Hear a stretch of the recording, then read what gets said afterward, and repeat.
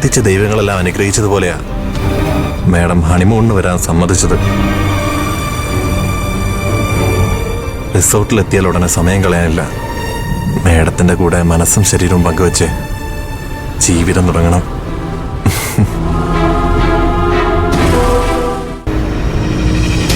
എത്രയും പെട്ടെന്ന് മാഡത്തെ ഒരു അമ്മയാക്കണം. എനിക്കൊരു അച്ഛനാകണം. എല്ലാവിധ അനുഗ്രഹങ്ങളും ഉണ്ടാവണേ എൻ്റെ ഭഗവാന്മാരെ. അത് കഴിഞ്ഞ് ഒരു താരാട്ട് പാട്ട് പോലെ ആയിരിക്കണം ജീവിതം. എൻ്റെ ചലഞ്ച് ജയിച്ചേ പറ്റൂ.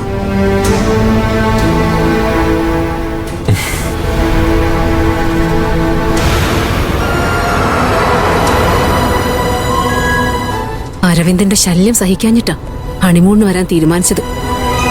ഇനിയുള്ള 3 ദിവസം എന്തെങ്കിലും മുട്ടിന്യായങ്ങൾ പറഞ്ഞു ഇവനെ അകറ്റി നിർത്തണം. എന്റെ വിരൽത്തുമ്പിൽ തൊടാൻ പോലും ഇവനെ ഞാൻ അനുവദിക്കില്ല. അരവിന്ദന്റെ സന്തോഷങ്ങളും പ്രതീക്ഷകളും ഇല്ലാതാക്കണം. ഈ ഹണിമൂൺ എന്നും ഓർമ്മയിലിരിക്കും.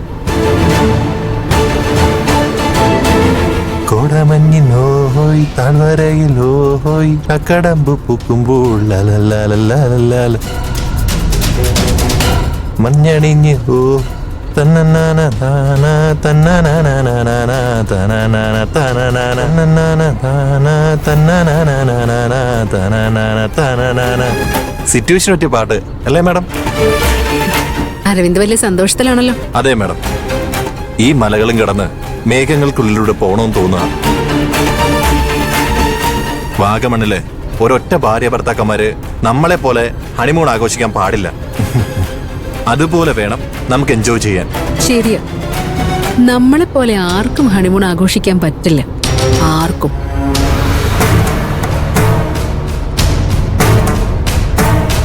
എന്താ മേഡം ആലോചിക്കുന്നേ? എൻജോയ് ചെയ്യാ പറ. ഓക്കെ, പക്ഷെ എനിക്ക് അധിക ദിവസം ലീവില്ല. ഞാൻ പറഞ്ഞതുപോലെ 3 ദിവസം മാത്രം. അത് കഴിഞ്ഞ് ഓഫീസിലേക്ക് പോണം. മതി, 3 ദിവസം ഉണ്ടല്ലോ. ഒരു നിമിഷം പോലും പാഴാക്കരുത്. ആഹ്ലാദിച്ച് ആർമാദിക്കണം നമുക്ക്. ഒരു ജോലിക്ക് പോയി 1 രൂപ സമ്പാദിക്കാൻ കഴിവില്ലാത്തവനാ ഹണിമൂൺ ആഘോഷിക്കാൻ നടക്കുന്നത്. കോടമഞ്ഞിനോഹോയ് താഴ്വരയിലോഹോ രാത്രി മുല്ല പൂക്കുമ്പോൾ താനന്നാന താനന്നാന.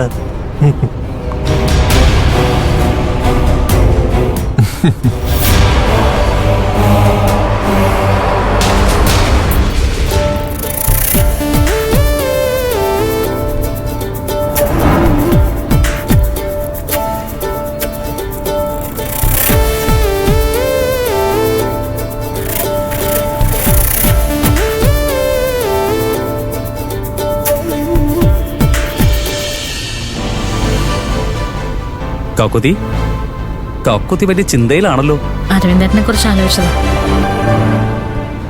അവനെ കുറിച്ച് ആലോചിക്കാൻ എന്താ ഉള്ളത്? ഭാര്യ ഹണിമൂണിന് പോവാൻ സമ്മതിച്ചത് മുതല് ഭൂമിയിലും ആകാശത്തിലും അല്ലാതെ പറന്നു നടക്കുക. സ്വപ്നലോകത്തിൽ എന്ന പോലെ. ശ്രേയ സമ്മതിച്ചു എന്നുള്ളത് സത്യ.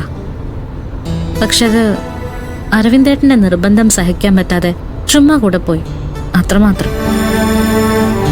വാഗമണിൽ എത്ര നാൾ നിന്നാലും ശ്രേയ അരവിന്ദേട്ടനെ തൊടാൻ പോലും സമ്മതിക്കില്ല. എന്തേലും നുണകൾ പറഞ്ഞ് കളിപ്പിച്ച് മണ്ടനാക്കി കൊണ്ട് നടക്കും.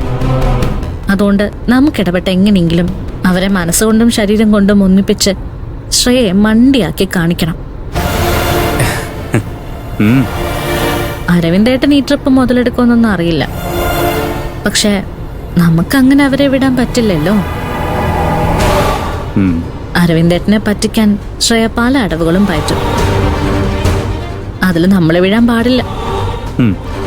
അരവിന്ദേട്ടനെ വീഴ്ത്താനും അനുവദിച്ചൂടാ.